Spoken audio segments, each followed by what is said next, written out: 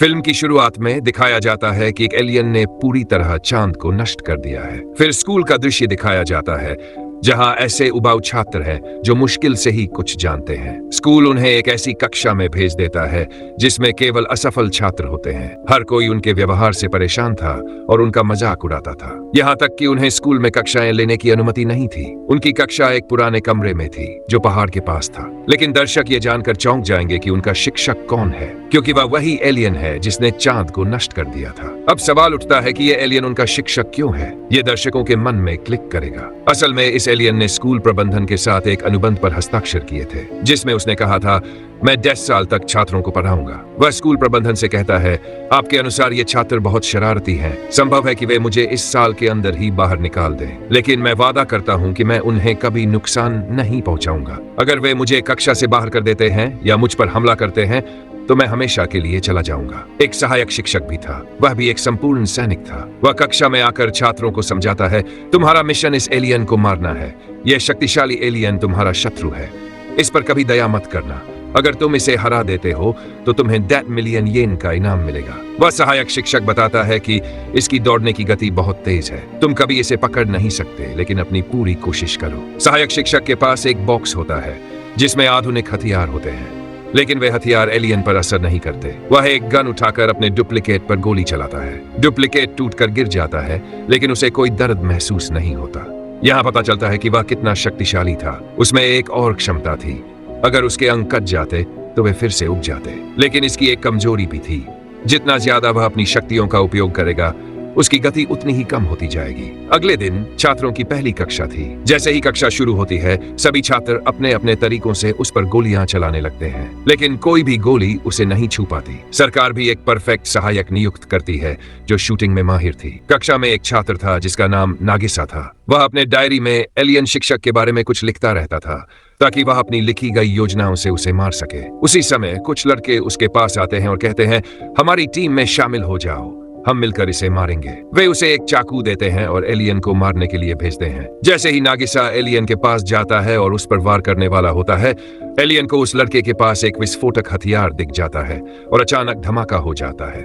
ऐसा लग रहा था कि एलियन मर चुका है। वह लड़के बहुत खुश हो जाते हैं कि उन्हें इनाम मिलेगा, लेकिन फिर वे नागिसा को देखते हैं। उसके शरीर पर एक रहस्यमयी परत थी जिसकी वजह से वह धमाके से बच गया। तभी उन्हें एलियन शिक्षक फिर से दिखाई देता है। इसका मतलब वह मरा नहीं था, और नागिसा के शरीर पर दिख रही परत असल में एलियन की त्वचा थी जिसे वह हर साल निकालता था। गुस्से में उसकी रंगत बदलने लगती है। वह छात्रों से कहता है, तुमने हमारे अनुबंध की शर्तों का पालन नहीं किया। तुम्हें केवल बंदूक से गोली मारने की अनुमति थी, लेकिन तुमने विस्फोटक हथियार का इस्तेमाल करके गलती की। मैं फिर कह रहा हूँ, अगर तुमने ये गलती दोबारा की तो मैं तुम्हें नुकसान नहीं पहुंचाऊंगा, बल्कि तुम्हारे परिवार के किसी सदस्य को चोट पहुंचाऊंगा। याद रखना, मैं ये जरूर करूंगा। अगले दिन फिर से वही छात्र एलियन पर गोलियां चलाते हैं, लेकिन एलियन शिक्षक भी उन्हें आसानी से चकमा दे देता है। सहायक शिक्षक दूर खड़ा ये सब देख रहा होता है। फिर वहां एक नया छात्र आता है। वह एक विवाद के कारण भेजा गया था, लेकिन वह बहुत बुद्धिमान था। वह सीधे एलियन शिक्षक के पास जाता है। वह हाथ मिलाने का इशारा करता है। जैसे ही एलियन अपना हाथ बढ़ाता है, उस छात्र ने अपने हाथ में छिपे ब्लेड से एलियन की टेंटेकल्स काट दी।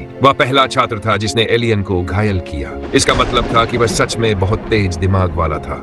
समय बीतता गया और वह अलग अलग तरीकों से उसे मारने की कोशिश करता रहा, लेकिन एलियन को कोई नुकसान नहीं हुआ।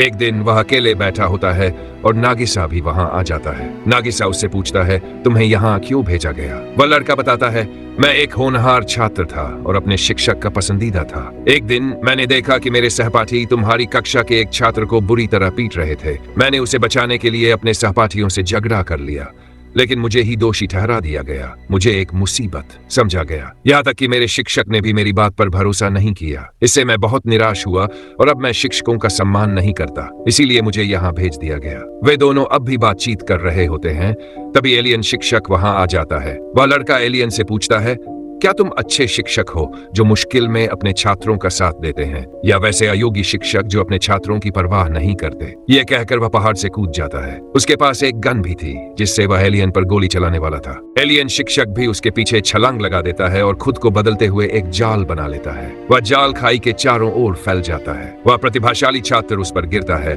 और एलियन शिक्षक से कहता है, ओह तुमने एक अच्छे शिक्षक होने का प्रमाण दे दिया। अब ये दिखाया जाता है कि चांद नष्ट हुए 2 महीने बीत चुके हैं, लेकिन सरकार ने अभी तक कोई कार्रवाई नहीं की। ये एलियन शिक्षक इस समय जापान में रह रहा था और विदेशी देश जापान पर मिसाइलें दाग रहे थे ताकि उसे खत्म किया जा सके, लेकिन ये एलियन शिक्षक स्वयं उन मिसाइलों को रोक लेता था। दूसरी ओर वह सहायक शिक्षक दिखाया जाता है जो सेना प्रमुख से बात कर रहा होता है। वह उससे कहता है कि इस कक्षा के छात्र इतने बहादुर हैं कि वे मिलकर इसका सामना कर सकते हैं, इसलिए मैं उनकी कक्षा में एक और छात्र को दाखिला दे रहा हूँ। अगले दिन वह छात्र कक्षा में देखा जाता है, लेकिन वह कोई इंसान नहीं था बल्कि एक कृत्रिम बुद्धिमत्ता थी। वह एक बॉक्स में था और उसके साथ कई हथियार जुड़े हुए थे। दरअसल उसे विशेष रूप से उस एलियन शिक्षक को मारने के लिए बनाया गया था। वह रोबोट बिना किसी चेतावनी के तेजी से गोलीबारी शुरू कर देता है जैसे ही वह शिक्षक उसके सामने आता है। नतीजतन अन्य छात्र भी कुर्सियों के नीचे छिप जाते हैं ताकि वे किसी भी गोली से घायल न हो जाए। सभी छात्र गुस्से में आ जाते हैं। हमारा सौंपा गया काम हमने पूरा कर लिया है,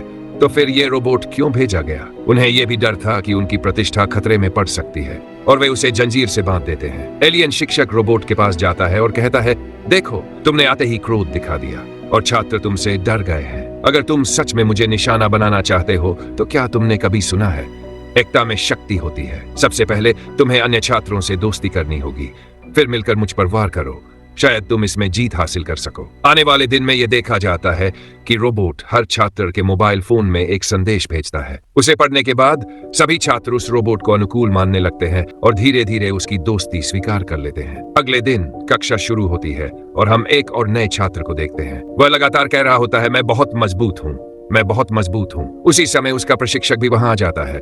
वह बताता है, मैंने इसे बहुत कुशलता से प्रशिक्षित किया है। फिर वह नया छात्र बोलना शुरू करता है, ये एलियन शिक्षक मेरा भाई है क्योंकि हम एक ही रक्त मांस से बने हैं। इसके बावजूद मैं इसे समाप्त कर दूंगा ताकि ये साबित कर सकूं कि मैं इससे ज्यादा मजबूत हूँ। फिर कक्षा में उनके बीच लड़ाई शुरू हो जाती है। वह नया छात्र भी टेंटेकल्स उगाता है। ये देखकर एलियन शिक्षक आश्चर्यचकित रह जाता है। उनके बीच कड़ी लड़ाई होती है। फिर एलियन शिक्षक उसकी टेंटेकल्स को घायल कर देता है। इसी बीच उस नए छात्र के मार्गदर्शक वहां आकर कहते हैं, तुम्हें अपना आत्मविश्वास नहीं खोना चाहिए, तुम्हें फिर से प्रशिक्षण लेना होगा। फिर यह देखा जाता है कि सभी छात्र नए शिक्षक से पूछने आते हैं, तुम्हें हमारी कक्षा में क्यों भेजा गया? वह कहता है, इसके पीछे एक कारण है जिसे मैं आप सभी के सामने प्रकट नहीं कर सकता, लेकिन मैं बस इतना कह सकता हूँ कि मैं यहाँ दुनिया को नष्ट करने आया हूँ। अगर तुम मुझे इससे पहले मार डालते हो तो तुम विजेता होगे, लेकिन अगर मैं तुम्हें हराने में सफल रहा तो मैं विजेता हूँगा और मैं इस दुनिया को नष्ट कर दूंगा। वह छात्रों से कहता है, पूरा हफ्ता मेरे साथ रहो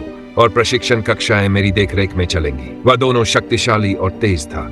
वह प्रत्येक छात्र को व्यक्तिगत रूप से प्रशिक्षित कर रहा था, उनके पास क्रमशः जाकर। दूसरी ओर सरकार इस कक्षा की रिपोर्ट की जांच कर रही थी, लेकिन उन्हें इस कक्षा में कोई सुधार नहीं दिखाई देता। इसलिए वे पूर्व सहायक शिक्षक की जगह एक और सैनिक को भेजते हैं। अब वह सैनिक दिखाया जाता है जो छात्रों को प्रशिक्षण दे रहा होता है। फिर एक लड़की जिसका नाम क्रिश था प्रशिक्षण के दौरान वहां आती है। वह कहती है, मैं इसे और नहीं कर सकती। फिर वह सैनिक उसे जोर से मारना शुरू कर देता है। उठो, तुम्हें इसे पूरा करना होगा।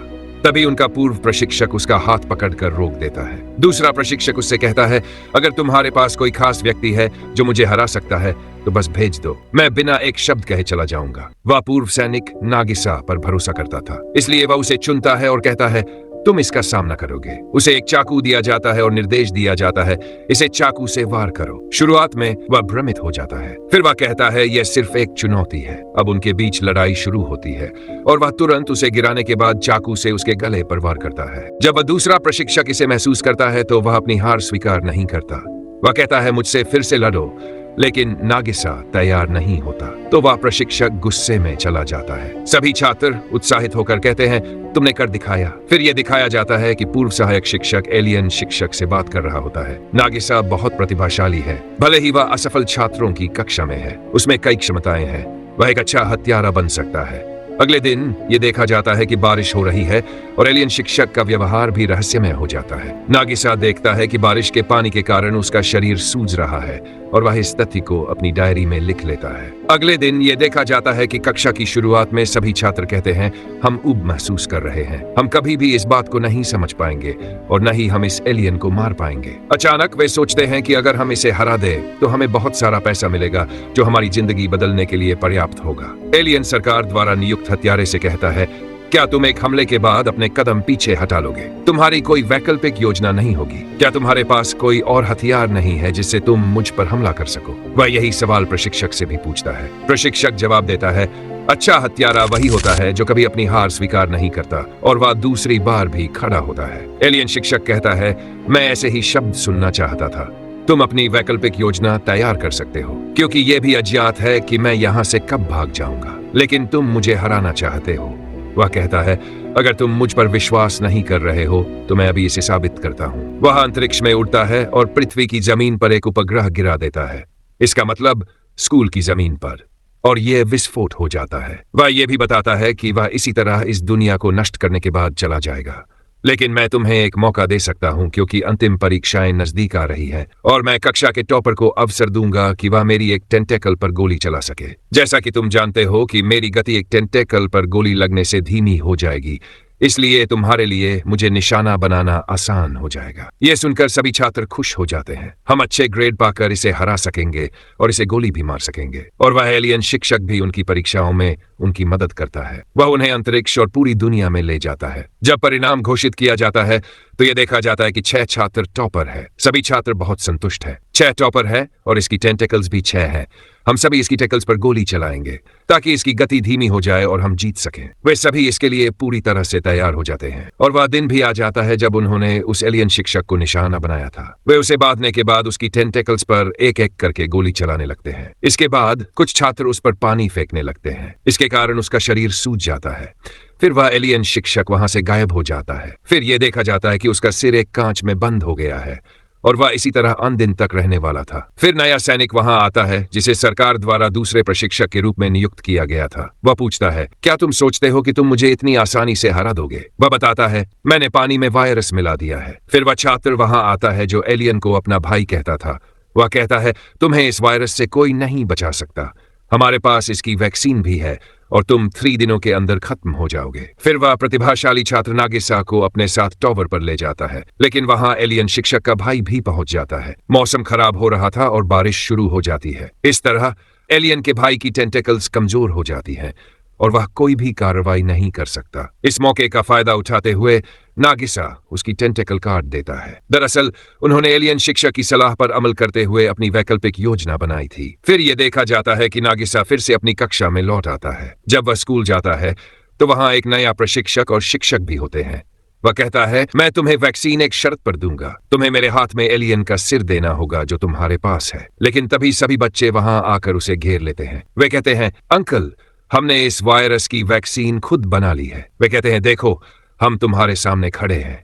बिल्कुल सही, हमें तुम्हारी वैक्सीन की कोई जरूरत नहीं है। उसे मजाक बनाकर वे उसे दफना देते हैं और वह बेचारा फिर से हार जाता है। फिर सेना वहां आकर बच्चों से कहती है, तुमने बेहतरीन किया। अब एलियन को हमारे हवाले कर दो ताकि हम खुद इसे मार सकें। सरकार उसे एक ऐसे कमरे में रख देती है जहां कई बम विस्फोट होने वाले थे। ये घटना शिक्षक और छात्रों द्वारा लाइव देखी जा रही थी, लेकिन एलियन छात्रों को लाइव संदेश के जरिए कह रहा होता है, मुझे खुशी है कि मैं तुम्हारा शिक्षक नियुक्त हुआ और मैंने तुम्हें इस लायक बना दिया कि तुम दूसरों का सामना कर सको और अपनी जान बचा सको। एक शिक्षक के लिए इससे बड़ा कुछ नहीं हो सकता कि उसका छात्र उससे कुछ मूल्यवान सीख ले। यह सुनकर सभी छात्र उदास हो जाते हैं, यह जानकर कि वह एक महान शिक्षक था। एलियन शिक्षक जब यही कह रहा होता है तभी यह देखा जाता है कि उसका कक्ष विस्फोट हो जाता है। अब वह मर चुका था। वे छात्र जोर जोर से रोने लगते हैं, लेकिन यह कितना अजीब है, वह शिक्षक फिर से उनके साथ दिखाई देता है और वह भी उनके साथ रो रहा होता है। अब वही पुरानी व्यवस्था फिर से शुरू हो जाती है जैसे पहले थी। ये छात्र फिर से एलियन शिक्षक से हत्या कला की कक्षाएं ले रहे होते हैं। इसका मतलब वे सैन्य रणनीतियां सीख रहे थे। फिर यहाँ फ्लैशबैक शुरू होता है और फिल्म भी यहीं समाप्त हो जाती है। धन्यवाद देखने के लिए।